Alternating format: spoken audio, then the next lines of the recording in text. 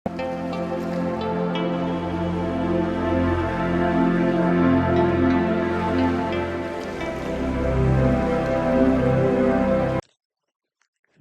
दोस्तों, हम हैं पूर्व जन्म की कहानियों के कथावाचक, past life regression expert, life and leadership coach Hitesh Chhabra. प्यारे दोस्तों, हमारे आज के इस वीडियो के अंदर हम एक ऐसी विवाहित महिला की पूर्व जन्म की कहानी आप सभी के सामने प्रस्तुत करने जा रहे हैं, जिनको लगता है कि उनसे और उनके पति से सभी आगे निकल जाते हैं। बहन ने कहा कि भाई जी बिल्कुल मुझे ऐसा लगता है कि जैसे हमारे सर के ऊपर पैर रख करके पाँव रख करके लोग ऊपर चढ़ जाते हैं और हम वहीं के वहीं रह जाते हैं जहां पहले थे। ऐसा इन मैंने इसलिए कहा दोस्तों क्योंकि जो इनके पति हैं वे एक सॉफ्टवेयर इंजीनियर हैं और 30 वर्षों से ज्यादा का अनुभव है इनके पति को इनके फील्ड के अंदर बड़ी-बड़ी कंपनियों के साथ काम कर चुके हैं, लेकिन आज तक भी इनके पति जो हैं, वो टॉप मैनेजमेंट के अंदर नहीं पहुँच पाए हैं।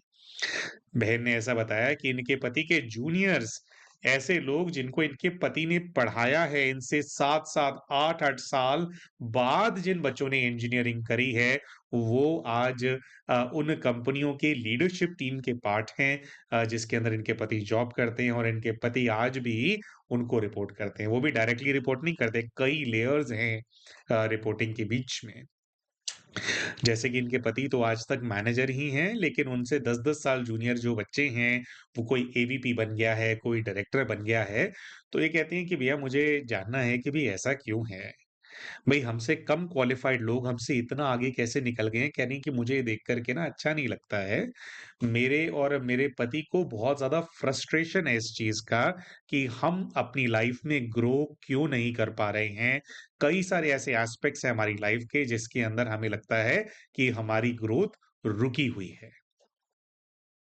हाँ दोस्तों, पहले आपको हम थोड़ा ये जो बहन है और इनका जो परिवार है उसका थोड़ा बैकग्राउंड दे देते हैं और फिर किन-किन एस्पेक्ट्स ऑफ लाइफ के अंदर इनको लगता है कि इनकी ग्रोथ नहीं हो रही है और किन-किन चीज़ों का फ्रस्ट्रेशन इनको है, उसके बारे में आप आपको हम बताएँगे और फिर ऑब्वियसली इन्होंने पूर्व जीवन के अंदर क्या देखा वो सब कुछ भी आपके सामने प्रस्तुत करेंगे।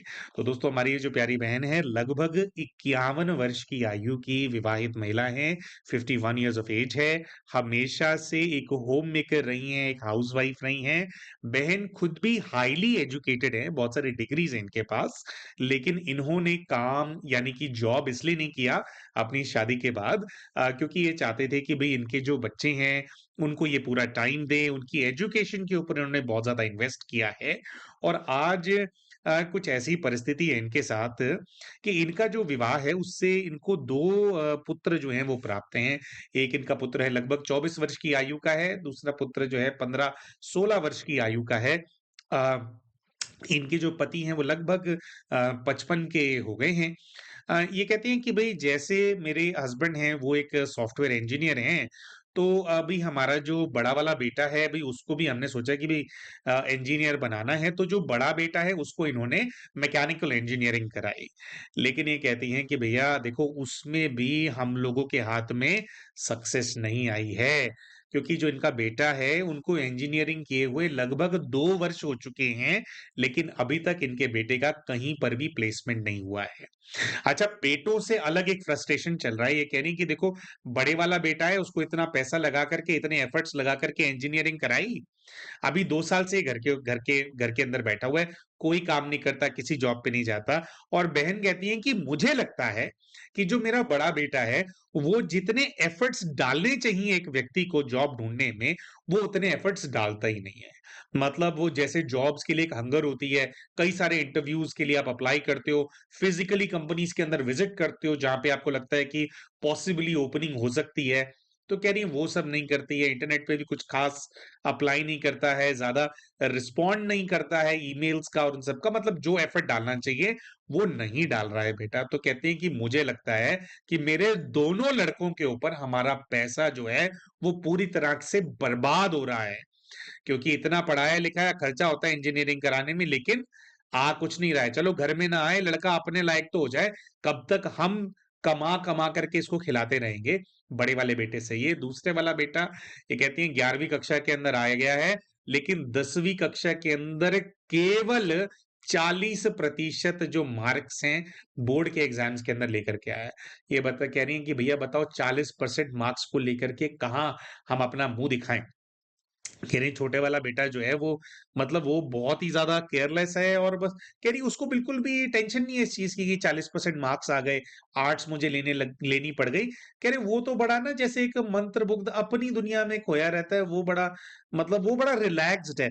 कह रही उसके उस रिलैक्सेशन को देख करके मुझे फ्रस्ट्रेशन होता है कि भैया करियर कुछ नहीं बनाना है, कोई वो नहीं है। तो कहती हैं कि भैया दूसरा एक फ्रस्ट्रेशन लाइफ में ये है कि मैंने जो नौकरी नहीं करी, अपना पूरा जी-जान लगा दिया बच्चों को पढ़ाने में, उनके पीछे पढ़-पढ़ के इनके पेपर दिलवाए, उसका फल ये है कि एक बच्चा जो इंजीनियर बन गया, उसको नौकरी नहीं मिल रही है और दूसरा बच्चा तो माशाअल्लाह है, कुछ बनने का उसका हिसाब-किताब मुझे लग ही नहीं रहा है। केवल बोर्ड एग्ज़ाम्स में 40% लेकर के आया। कह रही मैं मत्था मारती रहती हूँ, दोनों बच्चों से मेरे को फ्रस्ट्रेशन होता है, उनको कुछ-कुछ बोलती रहती हूँ, लेकिन उनके वो क्या बोलते हैं, कान के ऊपर जूं तक नहीं रेंगती है। तो कहते हैं कि भैया देखो इस बच्चों को पाल करके भी मैं सक्सेसफुल नहीं कर पाई हूँ, तो ये भी मुझे एक फेलियर नजर आता है। जहाँ की दूसरे बच्चे होते हैं वो अभी जल्दी से जल्दी अपनी डिग्रीज वगैरह पूरी करके, इनफैक्ट कह रही कईयों के बच्चे तो ऐसे हैं वो तो ग्रेजुएट भी नहीं है तब भी है ना, कोई कॉल सेंटर में काम कर रहा है, कोई कहीं काम कर रहा है, कह रही वो करके वो कुछ ना कुछ अच्छी इनकम अपने घर में लेकर के आते हैं। तो कह रही है कि प्रोफेशनली पति भी उतने सक्सेसफुल नहीं है और घर के अंदर जिसमें मैंने एफर्ट्स डाले उसमें भी मुझे लगता है कि मैं सक्सेसफुल नहीं हो पाई हूँ, मैं फेलियर हो गई हूँ, हमारी ग्रोथ यहाँ पर भी रुकी हुई है। अच्छा, दोस्तों मूल रूप से ये जो बहन है ये छत्तीसगढ़ के रहने वाली हैं, ये और इनके पति। लेकिन अभी इनके पति के जॉब के चलते पिछले 15 एक वर्षों से ये जो हैं, ये दोनों जो दंपति हैं वो गुड़गांव में, दिल्ली के पास गुड़गांव है, हरियाणा का हिस्सा है, गुड़गांव के अंदर रहते हैं। वहीं पर ही कुछ कंपनी है जिसके अंदर इनके पति पिछले 15 वर्षों से जो है नौकरी कर रहे हैं।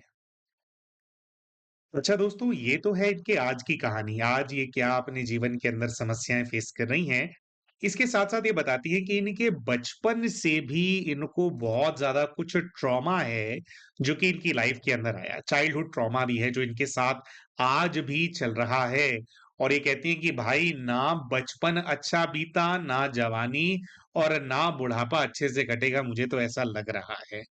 तो क्या है इनके बचपन का ट्रॉमा, थोड़ा उसके बारे में भी बता देते हैं दोस्तों, क्योंकि उससे जुड़े हुए भी कई सारी चीजें जो हैं अपने पास्ट लाइफ के अंदर जो है इन्होंने जो है ढूंढी थी और उससे भी इनका कुछ जो कनेक्शन है आज की समस्याओं का, वो भी निकल करके आया था।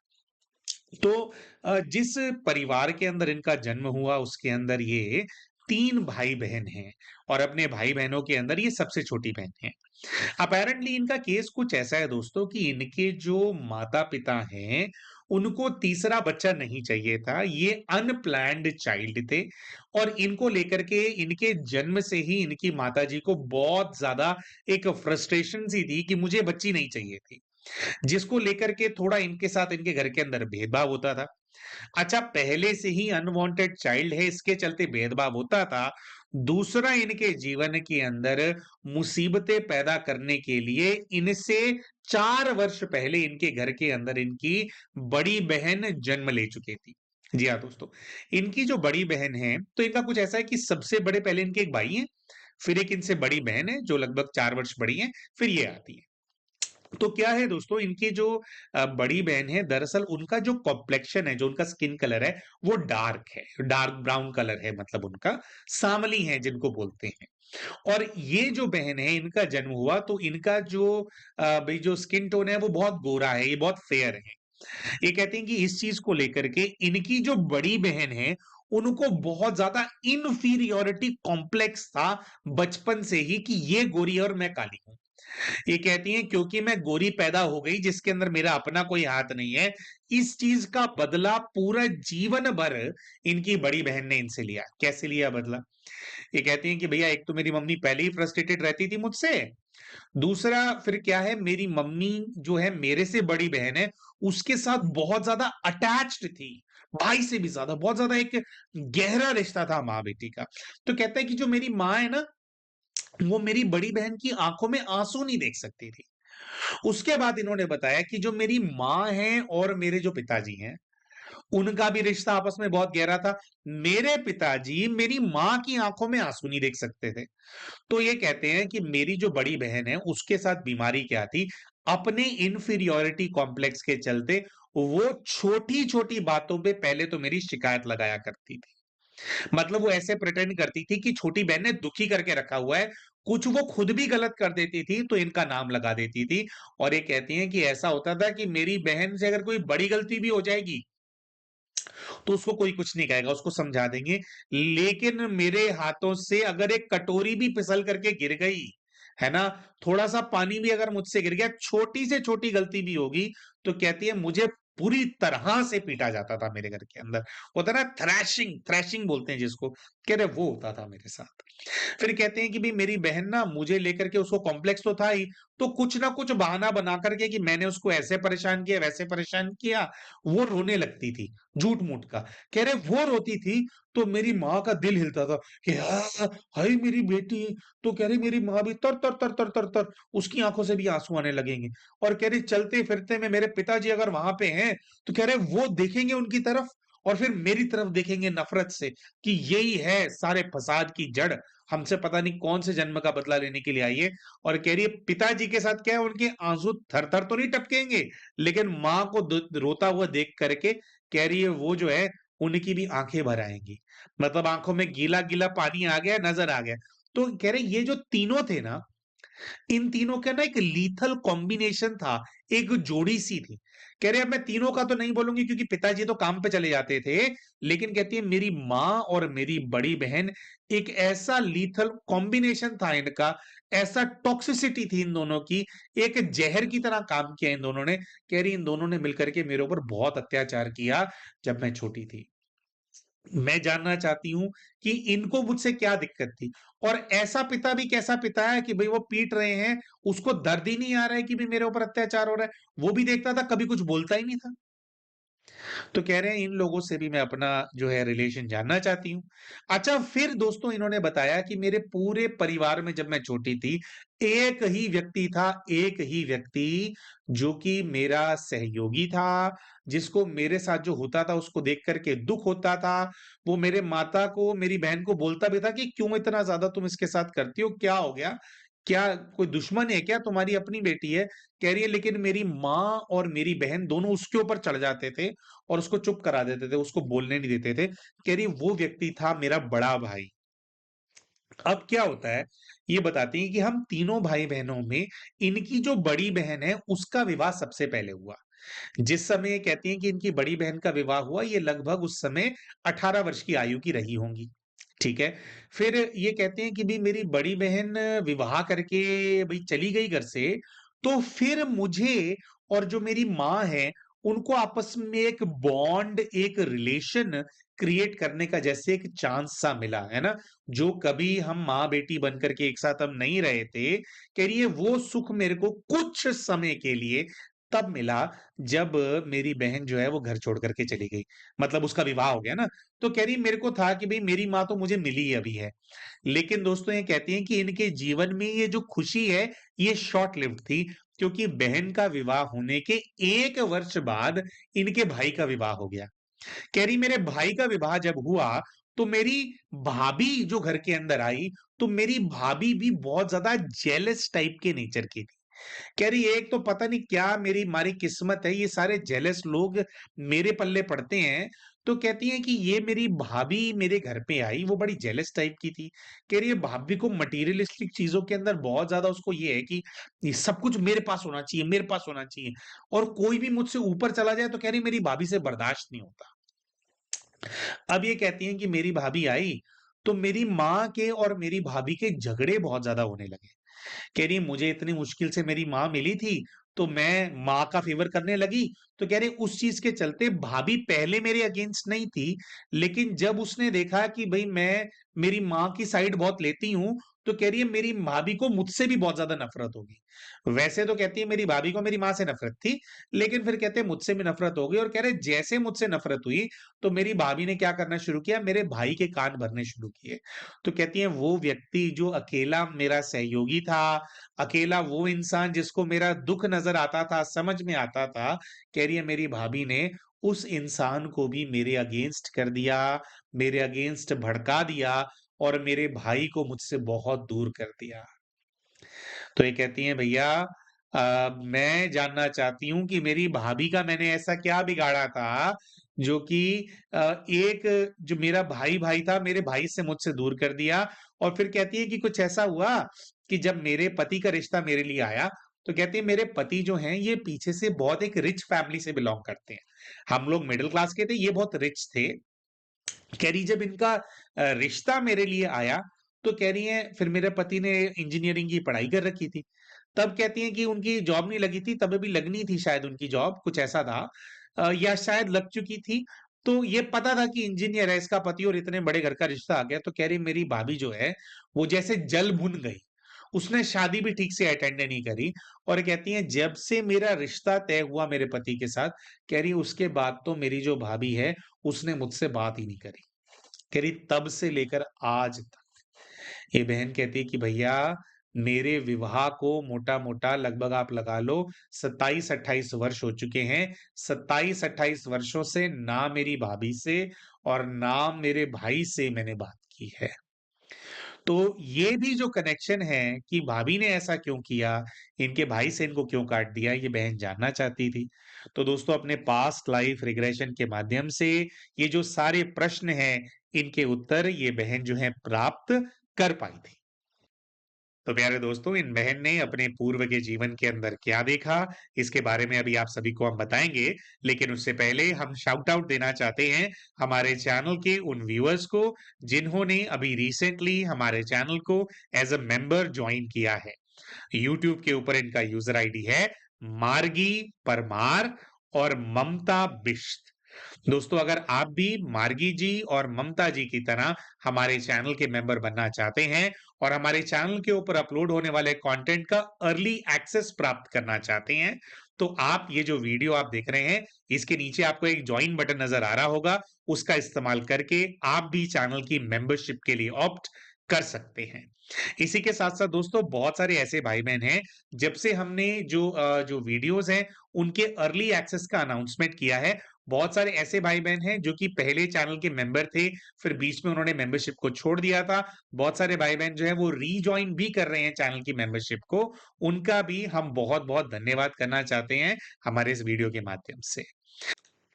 तो आइए दोस्तों हम बात करते हैं कि जब ये बहन अपने पूर्व के जीवन के अंदर गई, तो उस समय किस प्रकार के दृश्य इनके सामने आए और इनके इस जीवन से उसका क्या कोरिलेशन जो है पता लगा, और फिर जो स्पिरिचुअल गाइड है उनके गाइडेंस से भी क्या क्लैरिटी इनको मिली, जो भी दृश्य इन्होंने देखे उसको अच्छे से समझने में फिर फर्दर इनके जो गाइड हैं उन्होंने भी इनकी सहायता करी। तो दोस्तों जो सबसे पहला दृश्य ये अपने पूर्व के जीवन का देखते हैं, ये देखते हैं कि ये खुले आसमान के नीचे एक बहुत खुली सी जगह है, वहां पर ये खड़े हैं। लगभग 11 बज रहे हैं। नीचे देखती हैं तो नीचे कच्ची जमीन है, इनको ऐसा फील होता है, ड्राई लैंड है, और बहुत ड्राइनेस ड्राइनेस सी फील हो रही थी, और बहुत सारे पत्थर इनको जो है अपने पैर के नीचे फील हो रहे होते हैं। पैरों की तरफ देखते हैं तो पैरों के अंदर इन्होंने कोई भी जूता चप्पल ऐसा कुछ नहीं पहना है, नंगे पैर हैं। लेकिन थोड़ा सा ऊपर ध्यान लेकर के जाते हैं तो इनको एक चांदी की पायल अपने पैरों के अंदर नजर आती है। तो पैर बेयरफुट है लेकिन उसके ऊपर पायल है जो कि चांदी की है। कपड़े देखती हैं कि इन्होंने घाघरा चोली पहनी हुई है, और जिस जगह पर अभी ये खड़ी हैं, ये खुले आसमान के नीचे, इस जगह पर बहुत सारे लोग हैं। लोगों का जैसे हुजूम है, बहुत सारे लोग इनको ऐसा है वहां पे नजर आ रहे होते हैं। अच्छा, बहुत सारे लोग सिर्फ नजर नहीं आ रहे, लोगों के साथ इनको नजर आ रहे होते हैं कैमल्स। बहुत सारे ऊंट हैं जो इनको वहां पर नजर आते हैं। ये किसी प्रकार का कैमल फेयर है, जहां पर जो कैमल्स होते हैं यानी कि जो ऊंट होते हैं उनकी खरीद फरोख्त की जाती है, यानी कि खरीदा और बेचा जाता है ऊंटों को, कि उसकी कोई मार्केट है, उसमें ये खड़ी है। ये देख करके बताती हैं कि अभी खरीदने बेचने का जो प्रोसेस है वो शुरू नहीं हुआ है, अभी कुछ प्रेपरेशन चल रही है, अभी प्रेपरेशन चल रही है, तो अभी यहाँ पे बिकना जो है वो शुरू होगा। फिर ये कहती हैं कि ये जिन ऊंट बेचने वाले लोगों के आसपास मैं खड़ी हूं, ये कहती है मुझे फीलिंग आ रही है कि ये सब जो है मेरे रिलेटिव्स हैं, किसी प्रकार से ये सभी मेरे रिश्तेदार हैं। अपने आप को एक 15 से 16 वर्ष की आयु की कन्या के रूप में ये देख रही होती हैं, और जब ये वहां पर देख रही होती हैं खुद को, तो इनको ऐसी फीलिंग आती है अंदर से, ये कहती है कि I think I am an adopted child in a big community. यानी कि एक बहुत बड़ी कम्युनिटी, एक बहुत बड़ा समाज है, उसके अंदर मैं एक अनाथ बच्ची हूं, लेकिन पूरा समाज मिलकर के मेरे को पाल रहा है, क्योंकि इनको ऐसी स्मृति आ रही थी कि जो भी इनके माता और पिता रहे थे वो इसी कम्युनिटी के थे।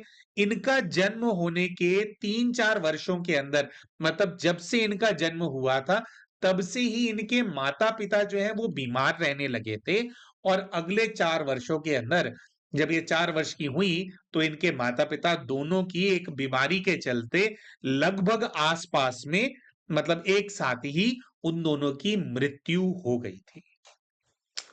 थोड़ा और ये अपने आस-पास देखते हैं, क्योंकि इतने सारे लोग होते हैं तो हम इनको कहते हैं कि भई देखो, बात करो और समझो।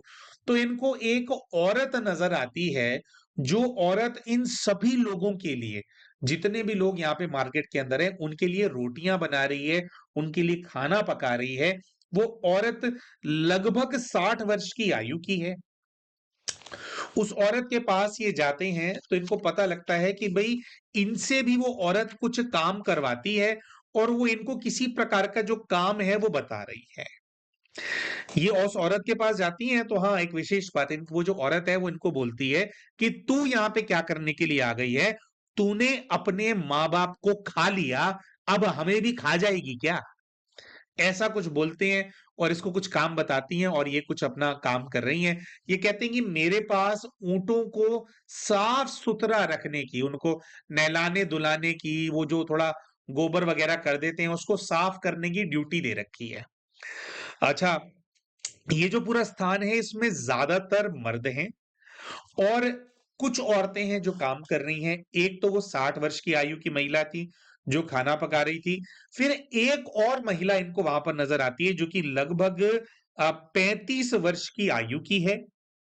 और फिर ये कहते हैं कि मेरे को ऐसा नजर आ रहा है कि मैं 15-16 साल की कन्या, फिर ये 35 वर्ष की आयु की महिला और 60 वर्ष की आयु की महिला, हम तीनों के पास काम है सबको खाना खिलाने का और साफ सफाई रखने का। और ये कहती हैं कि ये जो जगह है ना, यहाँ पर मुझे ऐसी फीलिंग आ रही है कि सिर्फ जानवर हैं जो मुझसे नफ़रत नहीं करते, बाकी बाकी जितने भी लोग हैं यहाँ पे, सब के सब मुझसे नफ़रत करते हैं, सब के सब मुझे मनहूस समझते हैं। सिर्फ मुझे लगता है कि सिर्फ जो जानवर है वो मुझे जज नहीं कर रहे हैं। फिर ये देखती हैं कि जहाँ पर ये खड़े होकर के जो जानवर हैं उनको नहला रही हैं, वहां पर एक जवान लड़का आकर के इनके पास खड़ा हो जाता है, जो कि लगभग 16 वर्ष की आयु का है, बिल्कुल इनकी एज का है। वो भी आकर के जानवरों को नहला रहा है। तो हमने पूछा क्या आपके साथ काम करता है? तो कहती है कि नहीं, इसका काम नहीं है ये, लेकिन ये जो लड़का है इसको मुझसे कुछ सहानुभूति है। इसको लगता है कि भाई सब मेरे साथ दुर्व्यवहार करते हैं, तो भाई इसको लगता है कि भाई मैं अकेली लगी हुई हूं, तो बस ये मेरी जो है मदद करने के लिए आया हुआ है। ऐसा इनको हाँ, क्षमा चाहते हैं। ऐसा इनको एक लड़का नजर आता है। फिर इनको दोस्तों उसी स्थान पर एक बूढ़ा आदमी नजर आता है, जो कि लगभग 75 से 80 वर्ष की आयु का है। बूढ़ा आदमी इतना बूढ़ा है कि वो भी कोई काम नहीं कर सकता, लेकिन जो पूरी कम्युनिटी है, हमारा कुछ ऐसा ये बताती है कि हमारी पूरी कम्युनिटी एक साथ ट्रैवल करती है, तो हमारा पूरा गांव यहां पर आया हुआ है, और ये बूढ़े बाबा जी जो हैं, इनको गांव में अकेले छोड़ करके कोई नहीं आना चाहता था, इसलिए बूढ़े बाबा जी को भी सब लोग अपने साथ ले आए हैं। फिर ये कहते हैं कि भई मैं हूँ वहाँ पे, तो बूढ़े बाबा बस बैठे हुए हैं and he shows me love. तो कहते हैं कि भई यहाँ पे भी ये बूढ़े बाबा भी प्यार करते हैं। बुड्ढे बाबा ऐसा सोचते हैं कि अगर मेरे माता-पिता की मृत्यु हो गई, तो इसमें मेरी क्या गलती है? तो कहते हैं कि बूढ़े बाबा का मेरे लिए बहुत सॉफ्ट कॉर्नर है। जब भी मैं होती हूँ तो वो कहते हैं कि थोड़ी देर मेरे पास आकर के बैठ जा, मेरे को बिठा लेंगे, मेरे सर पे हाथ फेरेंगे, मुझसे पूछेंगे कि बेटी खाना खाया, नहीं खाया। कह रही है बूढ़े बाबा को ये फीलिंग है कि बिन माँ-बाप की बेटी है, तो उसके साथ सब लोग दुर्व्यवहार करते हैं, इसका इस्तेमाल करते हैं, काम में लगा कर के रखते हैं इसको, तो उनको बुरा लगता है मेरे लिए। अच्छा, तो फिर ये कहते हैं कि भई उनको जैसे बुरा लगता है, तो कहते हैं मुझे अंदर से ऐसी फीलिंग आती है कि ये जो बूढ़े बाबा है ना, जो मुझे इतना प्यार करते हैं, मुझे ना कभी मौका मिलेगा ना, तो इनका जो प्यार है, इसका कर्ज मैं उतारूँगी। कह रही है मैं फ़ील करती हूँ कि मेरे ऊपर इनके प्यार का कर्ज है, क्योंकि वही एक हैं जो प्यार दे रहे हैं। शायद उन्हीं के प्यार के सहारे मैं सस्टेन कर रही हूँ, वरना मुझे शायद डिप्रेशन आ जाए, मैं आत्महत्या कर लूँ। लेकिन मुझे लगता है कि कुछ लोग तो हैं जिनको मेरे प्रति सहानुभूति है। ऐसा ये देखते हैं। अच्छा, फिर आगे इनको ऐसा नज़र आता है कि अब वो समय आ गया है जब कैमल्स की बिक्री होगी। जैसे इनका एक बहुत बड़ा ग्रुप कैमल्स को लेकर के आया हुआ है, ऐसे ही इनको ऐसी फीलिंग आती है कि एक दूसरा बहुत बड़ा ग्रुप है, जो कि अमीर लोगों का है, अमीर लोगों की कम्युनिटी का है, जो कि यहां पर आ रहे हैं और अब जो है वो खरीद-फरोख्त करेंगे। तो उस ग्रुप के अंदर इनको एक लड़का नज़र आता है, जो कि लगभग 25 वर्ष की आयु का है। वो भी अपने ग्रुप के साथ आया है कैमल्स को खरीदने के लिए। वो खरीद रहा है और कैमल्स को खरीदते-खरीदते उस लड़के की नज़र मेरे ऊपर पड़ी है और जैसे ही उसकी नज़र मेरे ऊपर पड़ी है, तो कुछ ऐसा हो गया है कि मेरे ये जो गाँव वाले हैं, इन्होंने मुझे भी बेच दिया उसको, कि इसको ले जाओ। तो वो जो बहुत अमीर व्यक्ति जो वहां पर आया, उसने न केवल ऊंट खरीदे, बल्कि ऊँटों के साथ-साथ वो मुझे भी खरीद करके ले गया है। अच्छा, मुझे खरीद करके ले गया है तो क्या करने के लिए ले गया है? उनको अपने महल में नौकरानी की आवश्यकता है। वहाँ पर वो लेकर के गया है। तो ये कहते हैं नई जगह पर मैं नौकरानी हूँ। यहाँ लोग मुझसे बहुत काम कराते हैं, लेकिन मैं खुश हूँ क्योंकि कोई भी मुझे जज नहीं करता।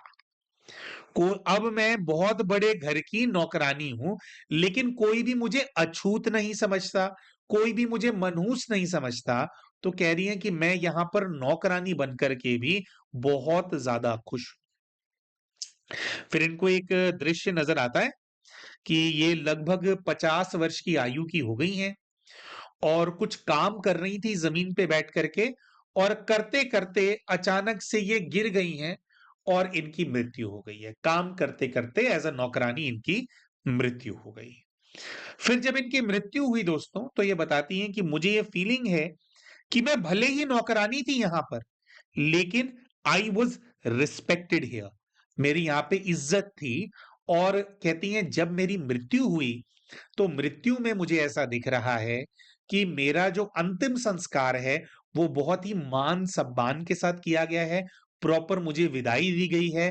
भले ही मैं नौकरानी थी, लेकिन इन लोगों के लिए मैं एक प्रकार से इनके परिवार का सदस्य भी थी और यहाँ पर ये जो जीवन इन्होंने देखा, उसकी यात्रा समाप्त हो जाती है।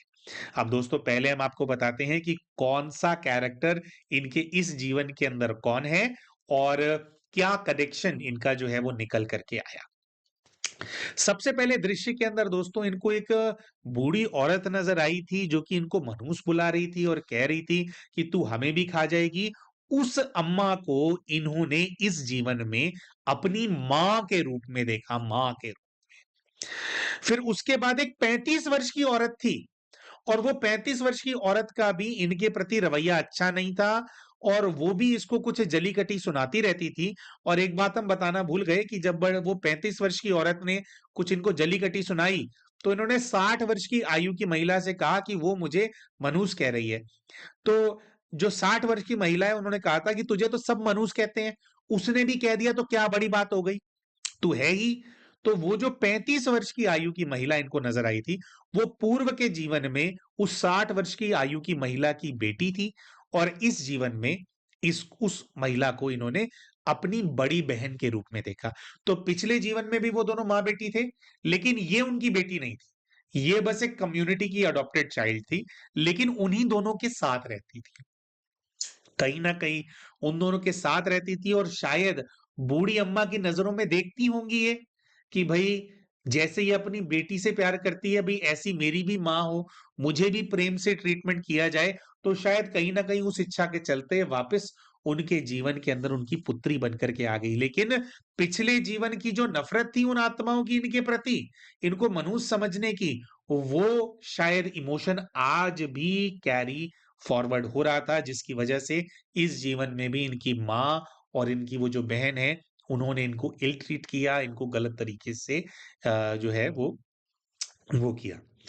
ठीक है। बाकी फिर इनको दोस्तों ऐसा नजर आया था कि वहां पर एक लड़का है 16 वर्ष की आयु का, जो आया और जिसको सहानुभूति थी इनके साथ, जो इनके साथ कैमल्स को नहलाने में इनकी सहायता कर रहा था, साफ सफाई में इनकी सहायता कर रहा था, जबकि वो उसका काम नहीं था। उसको इन्होंने अपने इस जीवन के बड़े बेटे के रूप में देखा।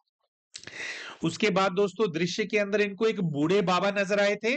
बूढ़े बाबा जो थे, वो अकेले व्यक्ति थे जो कि कुछ प्रेम इनके प्रति अपने मन में रखते थे। उन बूढ़े बाबा को इन्होंने अपने इस जीवन के जो इनका छोटा बेटा है उसके रूप में देखा। फिर उसके बाद दोस्तों अम, जो फिर इनको नजर आया था कि भी एक रिच कम्युनिटी के लोग आए हैं, भाई इनको वो करने के लिए, रिसीव करने के लिए और कैमल खरीदने के लिए, जो इनको नौकरानी बना करके ले गए थे, लेकिन रिस्पेक्ट से रखा था इनको। उस व्यक्ति को, एक 25 साल का लड़का इनको नजर आया था, वो जो व्यक्ति है उसको इन्होंने अपने इस जीवन के पति के रूप में देखा। वो व्यक्ति जो पिछले जीवन में नौकरानी बना करके इनको अपने महल में ले गया था, वही व्यक्ति इनको इस जीवन के अंदर उन्हीं लोगों के बीच में से, पिछले जीवन में जो प्रताड़ना देते थे, वही व्यक्ति इस जीवन में आया और इस बार इनको अपनी पत्नी बना करके जो है अपने साथ ले गया। उस घर से पहले भी उनको निकाला था, इस बार भी उन लोगों के घर से इन्होंने, इनके पति ने इनको निकाला और उनको अपने घर में ले आए। तो ये तो थे दोस्तों सारे कैरेक्टर्स जिनको इन्होंने अपने पिछले जीवन के अंदर प्लेस किया था। दोस्तों एक बहुत ही विशेष बात इनके सामने आई थी, वो ये आई थी कि जो इनकी भाभी है, जिससे इनको बहुत तकलीफ है, जिस भाभी ने इनके भाई से इनका रिश्ता खत्म करवा दिया और बहुत ज्यादा जेलस है इनसे, है ना? जो इनकी भाभी है, इनकी भाभी से इनके पास्ट लाइफ का कोई कनेक्शन इनके सामने नहीं आया, ना इस जीवन में ना किसी और जीवन के अंदर, ऐसा इनके गाइड ने बताया। लेकिन फिर भी इनकी भाभी, इनके जीवन के अंदर कई सारी समस्याएं हैं, उनकी जड़ है, वो भी हम आपको आप बताएंगे। तो ये थे सारे कैरेक्टर्स दोस्तों, जो कि इन्होंने इस जीवन के अंदर आइडेंटिफाई किए। फिर आगे इनके स्पिरिट गाइड ने सब कुछ कैसे एक्सप्लेन किया और क्या को रिलेट किया पास्ट लाइफ को और आज की लाइफ को, अभी उसके बारे में आपको हम विस्तार में बताने वाले हैं।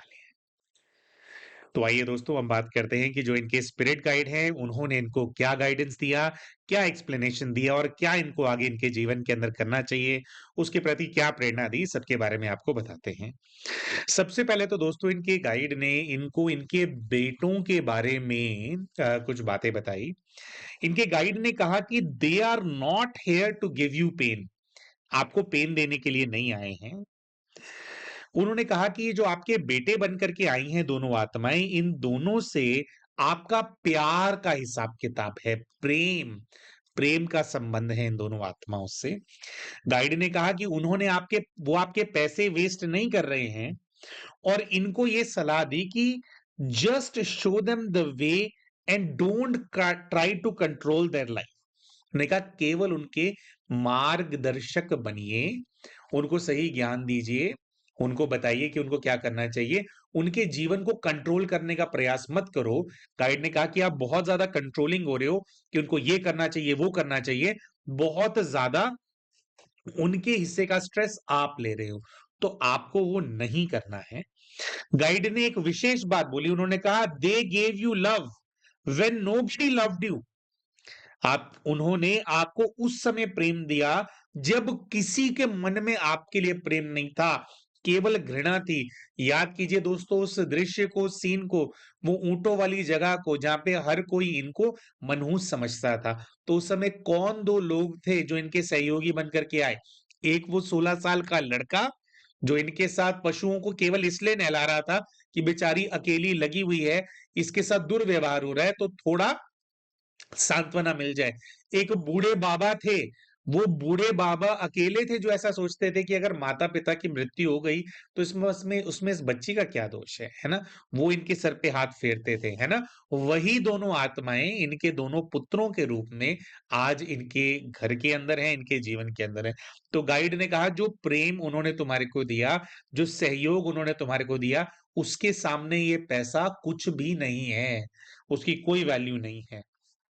तो गाइड ने बस यही कहा कि वो कितनी तरक्की कर रहे हैं, कितना नहीं कर रहे हैं, वो उनका अपना हिसाब-किताब है। वो उनकी अपना उनकी इच्छा है ना? वो क्या होगा उनका आगे जीवन के अंदर, खैर गाइड ने बोला आप अपना काम करो बस।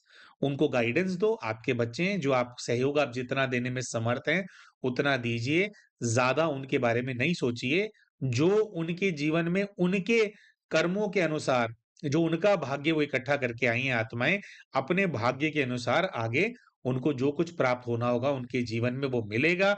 जो फर्दर कर्म करेंगी और जो भाग्य उनका है, दोनों के फिर जो है फलस्वरूप जैसा भी जीवन होगा वो उनका है। उनके अंदर अपनी बुद्धि को मत लटकाओ, आप बस प्रेम करो। बच्चों के बारे में बताया। फिर दोस्तों दूसरा, इनके जो गाइड हैं, उन्होंने इनकी भाभी के बारे में इनको एक्सप्लेन किया।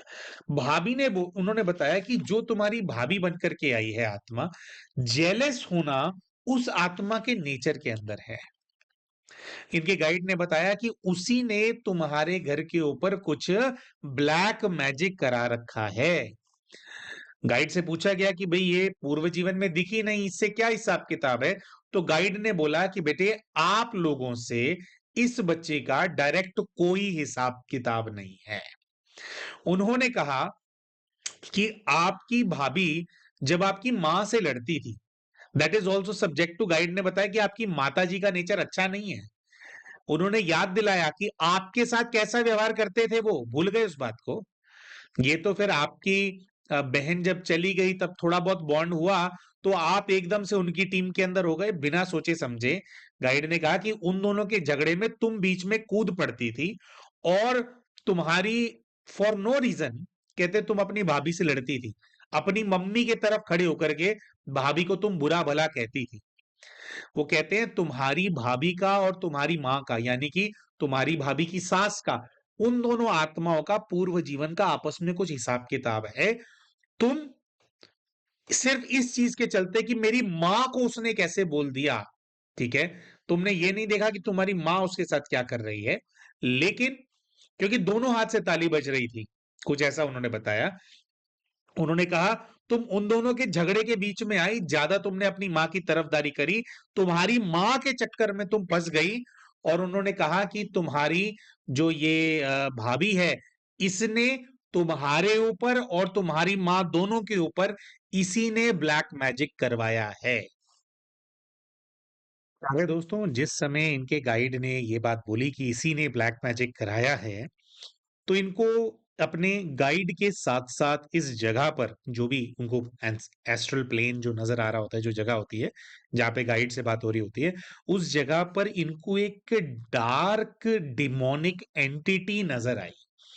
एक क्रिएचर उनको नज़र आया जो कि पूरी तरह से राख का बना हुआ था, काले रंग की राख होती है, वैसा-सा मतलब चारकोल कलर का वो पूरा बना हुआ था। लंबे-लंबे उसके काले रंग के सींग, लाल आँखें और बहुत ही ज़्यादा खतरनाक सी स्माइल वो दे रहा था। सारे नुकीले वाले दाँत उसके मुँह के अंदर लगे हुए हैं। तो एक बहुत ही खतरनाक तरीके से, डराने वाले तरीके से एक एंटिटी जो है, वो इनको दिखाई दे रही थी। दोस्तों, इस सेशन के अंदर हमने आपको एक बात नहीं बताई, वह ये है कि इन बहन का जो ये पास्ट लाइफ रिग्रेशन का केस हम प्रस्तुत कर रहे हैं, दरअसल ये दूसरी बार इनका पीएलआर हो रहा था। जब पहली बार इनका पीएलआर करने का प्रयास किया था, तो इनको बहुत ज्यादा ठंड चढ़ गई थी। मतलब जैसे ही वो सीन आता है कि अभी आपको अपने पास्ट लाइफ में जाना है, इनको इनके गाइड के पास भेजा गया, जैसे ही ये वहां पहुंचने लगे तो बहुत ज्यादा ठंड इनको लगने लगी, ये बुरी तरह से कांपने लग गई थी, और इसके चलते जो है इनका सेशन पहली बारी में नहीं हो पाया था।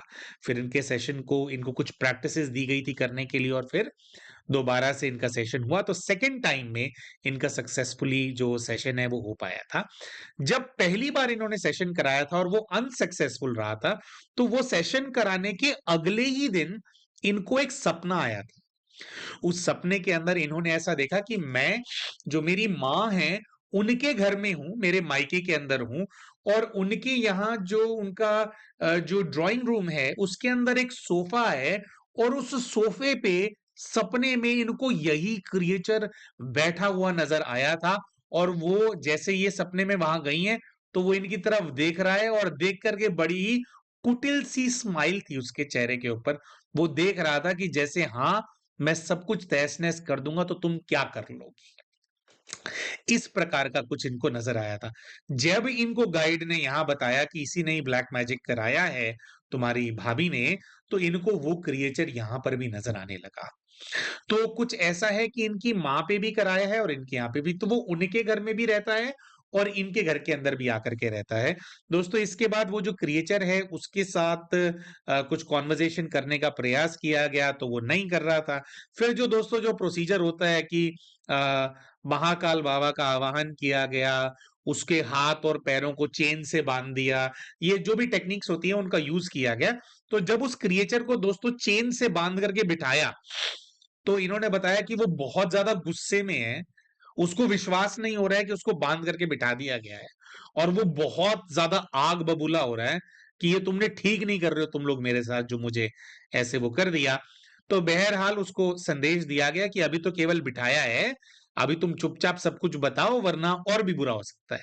हालांकि ऐसा कुछ बुरा करने की इंटेंशन नहीं थी उसके साथ, क्योंकि दोस्तों ये जो भी आत्माएं होती हैं, क्या होता है कि ये एक्चुअली में ह्यूमन सोल्स होती हैं, इनको बांध कर किसी रूप में कैद कर दिया जाता है, जिससे कि फिर वो सोल भूल जाती है कि मैं एक्चुअली में कौन हूं। वो अपने आप को वो क्रिएचर ही समझती है, और फिर वो फालतू की बातें भी करती हैं, ये कि मैं तेरा कलेजा खा जाऊंगा, सबको खा जाऊंगा। एनीवेज ये सब वो कर रहा था, तो जब हम लोग नहीं डरे और उसको बोला कि तुम बताओ, तो उसने बताया कि तुम्हारे घर के अंदर जितनी भी मुसीबत है सब मैं पैदा करता हूं। इन बहन ने एक चीज हमारे को नहीं बताई थी, वह ये थी कि इनके और इनके पति के झगड़े होते हैं बहुत ज्यादा। इनके और इनके पति के किसी भी चीज में विचार नहीं मिलते एक दूसरे से, ये बात नहीं बताई थी उन्होंने। लेकिन जब क्रिएचर बात कर रहा था, उस टाइम पे उसने ये बोला कि जो तुम दोनों के झगड़े होते हैं ना, ये कुछ भी तुम कुछ भी बोलोगी इसको, ये चिड़चिड़ करके तुमसे बात करेगा। पति के बारे में बोला, तुम कुछ भी बोलोगी ये तुमसे लड़ेगा, तुम्हारे साथ झगड़ा करेगा, और तुम्हारे घर के अंदर अशांति बनी रहेगी, तेरे बच्चे नहीं पढ़ पाएंगे। इस प्रकार की जो बातें हैं, ये जो एंटिटी है बोल रही थी कि मैं ही करता हूं ये सब कुछ, मुझे आदेश मिला हुआ है। फिर दोस्तों हालांकि हम नाम नहीं लेना चाहेंगे, लेकिन एक बहुत ही कोई प्रकांड पंडित हैं, बहुत फेमस भी हैं, भी उनका फिर नाम उसने लिया कि उनके थ्रू भेजा है, ये उनके पास गई थी, उन्होंने किया था, तो उनके आदेश पे मैं यहाँ पर आया हूँ। और फिर दोस्तों जो रेगुलर जो फिर नॉर्मल जो प्रोसीजर होता है वो ये है, वो किया गया, उससे पूछा गया तुम्हें मुक्त होना है, तो वो चाहते ही होते हैं कि मुक्त होना। तो फिर जो भी प्रोसेस होता है दोस्तों उसको फॉलो करके वो जो बच्चा है उसको मुक्त कराया गया। उसको ये जो डार्कनेस का स्वरूप में वो कैद था, इसको तोड़ करके प्रकाशमय, प्रकाश के अंदर लीन होने वाला जो जो प्रकाशमय जो स्वरूप होता है वो कहा, वो उसको दिया गया उस बच्चे को। उस बच्चे को कहा गया कि आप पतित कार्य नहीं करेंगे, आप जब तक आत्मा के रूप में रहेंगे, जब तक आप जन्म नहीं लेते, तब तक आप विश्व कल्याण के कार्य के अंदर सहयोगी बन करके रहेंगे, पुण्य कर्म करेंगे आप। तो उनको वो करके उनको वैसी वाली गति उनकी कराई, और फिर जैसे ही उनका भाग्य होगा, महाकाल बाबा जो है देखेंगे, और फिर आगे जब भी उस बच्चे का जन्म होना होगा, आगे उसको वो जो आत्मा होती है उनको कवच भी प्रदान किया जाता है, ताकि कोई और दोबारा उनको पकड़ ना ले और उनसे गलत मलत कार्य ना कराए। तो वो जो है उनकी फिर सहायता की गई। दोस्तों, ये जो पूरा केस है, इससे हमारे को ये एक छोटा-सा मैसेज है जो कि हमारे को बहुत अच्छा समझ में आया है। वो ये है दोस्तों कि ऊपर से कभी-कभी कोई चीज़ें हमारे को दिखती हैं ना, वो वैसी होती नहीं है। जैसे कि ये अपने माताजी का फ़ेवर लेकर के सिर्फ़ इसलिए क्योंकि वो माँ हैं। अब क्या है, माँ ने बचपन से पाला है तो उनका नमक खाया है, उनका दूध पिया है। उसका कर्ज उतारने के चक्कर में, है ना, एक ऐसी आत्मा से आपने दुश्मनी मोल ले ली, जिसका आपसे कोई हिसाब-किताब नहीं है, वो बस अपना हिसाब-किताब पूरा कर रही है ना? ये दोस्तों बिल्कुल। और इनके केस के अंदर इनको अच्छे से पता है कि मेरी माताजी का नेचर कैसा है, खुद भुक्तभोगी है। ये बिल्कुल वैसा था, वैसा दृष्टांत है जैसे कि वो महाभारत के अंदर जो महारथी कर्ण हैं, उनको दिखाते हैं कि भई उन्होंने दुर्योधन का नमक खा रखा होता है। उनको पता होता है कि जो दुर्योधन है ये अधर्मी है, लेकिन उनको ये है कि भई मैंने इसका नमक खा रखा है, तो इसका ऋण मुझे चुकाना है, तो मैं तो उसके तरफ से ही युद्ध लड़ूँगा। जबकि अगर महारथी कर्ण दूसरी तरफ हो जाते, तो भई उनको फिर जो है राज्य भाग्य भी मिल जाता है, क्योंकि वो पांडवों के सबसे बड़े भाई थे, है ना?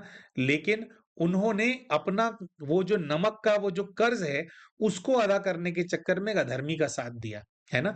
तब श्री कृष्ण को दिखाते हैं कि वो उनको गाइड करते हैं, जब कर्ण को वो बताते हैं कि एक्चुअली में तुम ज्येष्ठ पांडव हो, तो वो उनको बताते हैं कि कर्ण, ऐसे अधर्म का साथ देने से बेहतर ये नहीं है कि हम ऋणी ही रह जाएँ ऐसी आत्मा के, है ना? और हम धर्म का साथ दें। दोस्तों, जब हम ऐसा करते हैं, अपने किसी हमारा कोई ऐसा बंधन होता है, लेकिन अगर हम सतमार्ग पे चलने के लिए अगर कभी हम ऋणी रह भी जाएँ, तो फिर उस ऋण को उतारने में परमात्मा हमारी सहायता करते हैं। तो कहने का मतलब ये है कि इनके जीवन में इतनी सारी जो मुसीबतें आ रही हैं, उसने उसकी भाभी ने जब इनका रिश्ता तय हुआ था तभी करवा दिया था ये ब्लैक मैजिक। उसकी वजह से इनके पति भी ग्रो नहीं कर पाए, है ना? इतने लंबे समय से ये इतना सब कुछ झेलती आ रही है, इनकी ग्रोथ रुकी हुई है। किसके वजह से? जिससे इनका कोई हिसाब-किताब ही नहीं था। है ना? इसीलिए हमें प्रयास करना चाहिए कि जब तक आवश्यकता ना हो, तब तक हम जो कई बार ऐसा होता है दोस्तों कि उसमें आप साक्षी बन कर के नहीं रह पाते हैं, है ना? आपको इन्वॉल्व होना पड़ता है, लेकिन जब तक आवश्यकता ना हो, तो थोड़ा नेगेटिव एनवायरनमेंट, नेगेटिव लोग, नेगेटिव लोगों के झगड़ों के बीच में इन्वॉल्व होने से खुद को बचाना चाहिए, खुद को रोकना चाहिए। थोड़ा हमारे को प्यारे दोस्तों ये चीज़ इनके केस से समझ में आई। आपको कैसा लगा दोस्तों ये केस? आप हमारे को अपने कमेंट्स के माध्यम से ज़रूर बताएँ। वीडियो पसंद आई हो तो वीडियो को लाइक करना बिल्कुल ना भूलें। चैनल अभी तक सब्सक्राइब नहीं किया तो चैनल को सब्सक्राइब भी कर लें और कमेंट करके हमारे को बताएँ कि आपको क्या अच्छा लगा। अगर कोई आपके प्रश्न हैं इस वीडियो से संबंधित, वो भी अपने कमेंट्स के माध्यम से आप पूछें, उनका उत्तर देने का हम प्रयास ज़रूर करेंगे। मिलते हैं आप सभी के साथ अपने अगले वीडियो के अंदर। तब तक के लिए नमस्कार।